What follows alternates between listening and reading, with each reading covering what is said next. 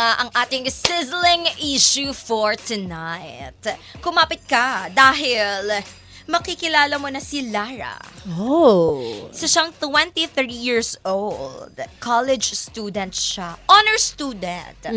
Active siya sa mga orgs at palaging may killer smile. Diba? At talagang malakas kung makaakit. Ah! Diba? Paano umakit? Talagang killer smile pa lang niya. Oo. Talagang ang daming nahuhumaling na kalalakihan sa kanya. Naka! Naku, eto pa, kumapit ka pa. Dahil sa kabila ng kanyang pagiging maganda at magaling na dalaga, may sikreto siyang Oh. hindi pa nabubunyag ng lahat. Ano yan? Isang lihim na pwedeng totally magpabago ng tingin ng lahat sa kanya. Wow. Eto kasi yon, okay, ang mga ka-vibes at kay DJ Chloe. Meron kasi siyang karelasyon na lalaki. Tawagin na natin sa pangalang Joel. At pareho silang same age. At in fairness matagal na silang magkasama. Ganon. As in matagal na. As in sobrang tagal. Pero sa isang hindi inaasahang pangyayari, bago pa man sila gumraduate, ay pumanaw na kaagad si Joel. Agad-agad. Grabe naman. Hindi alam ni Lara kung paano haharapin ang pagkawala ng kanyang jowa. Kaya naman, todo effort pa rin siya hanggang ngayon. As in, nag-e-effort pa rin siya hanggang ngayon.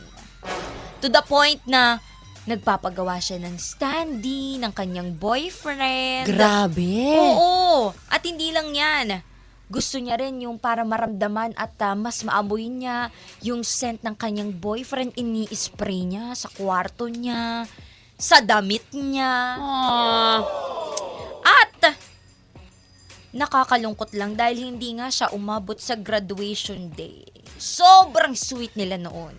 Pero, eto na nga, may tragic na nangyari sa kanilang relasyon. Ako, ano yun? 'Di ba? Parang interesado ka ring malaman kung anong nangyari. May kinalaman pala ang pagkawala di umano ni Joel sa sikreto na tinatago ni Lara. Nako! Ano kaya yung sikreto ni Lara? Alam mo kung ano sikreto niya? Ano? Ang sinasabi ng karamihan ay intentional daw ang pagkawala ni Joel. Dahil! Intentional. Yes, dahil may naging sugar daddy daw. Itong si Lara. Nako! Mahirap naman yan! Diba? At ayon nga daw kay Lara, kaibigan lang. At walang ibig sabihin ang pagsasama nila nung lalaking iyon. Ang hirap naman yan. Pero ayon sa iba at sa nakikita ng iba, sugar daddy ang datingan at baka daw siya na talaga ang kapalit ni Joel sa buhay ni Lara. Ouch! Ang sakit-sakit nun. Diba? And that's our sizzling issue for tonight.